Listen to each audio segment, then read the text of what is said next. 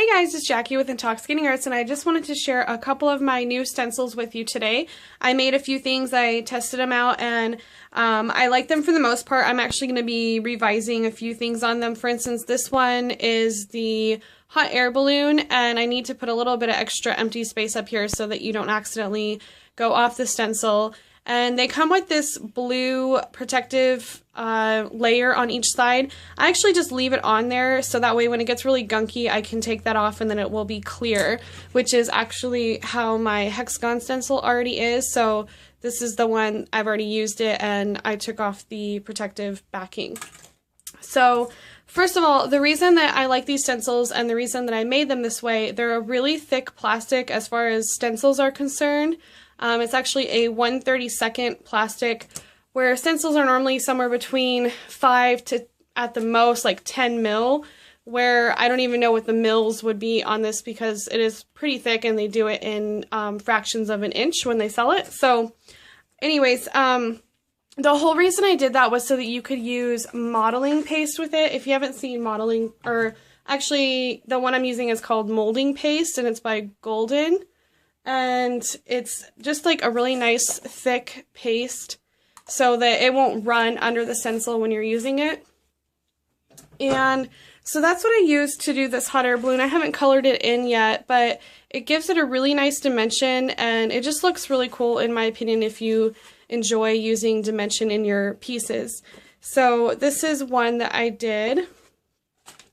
And then I also did this one, but I started to dry it way too soon, so it got all bubbly like that, which it can actually turn into a really cool effect if you time it right, because it can actually blow it up. And I'll show you on a card that I used my hexagon stencil on what I mean. And I did it with my bubble stamp, but I don't know, or my bubble stencil, and I have pictures of it on my listing, but I don't know where I put the actual piece to show you, but it looks really cool with the bubbles because it works perfect.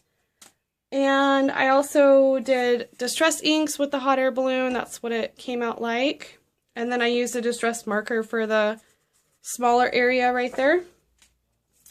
And I didn't know this until tonight. I just decided to try it out. This is actually Perfect Pearls, and I used it with a stencil, and I used the Perfect Black Medium, and I just have this like foam piece from some packaging, and I just dabbed it on there. I didn't know if it was going to work and if it was going to stay like sticky enough, but it did work. I actually just did the whole stencil, took it off, and then put my Perfect Pearls over it, and I didn't really have to hurry all that much, and it actually stuck on there really well. So that's kind of a cool thing you can do with your stencils. I didn't know if that would work or not, and it totally did. So that came out nice.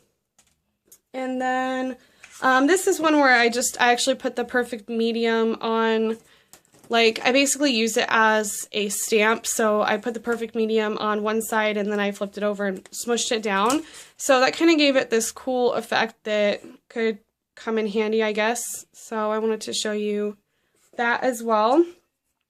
And then with my hexagon, I'm not really happy with how this card came out, but I have a better idea of what to do. So this is that bubbling effect that I was talking about. It looks really cool with the bubble stencil because it works better on like a smaller surface area. It actually puffs up the whole piece really nicely. So it's really cool. It gives you a ton of dimension. And this is just like randomness. I was trying it with gel medium, which doesn't work very well because it seeps under, and then I just use like some watercolor pencils, and like I said, I'm not really happy with how that card came out. It wasn't planned very well.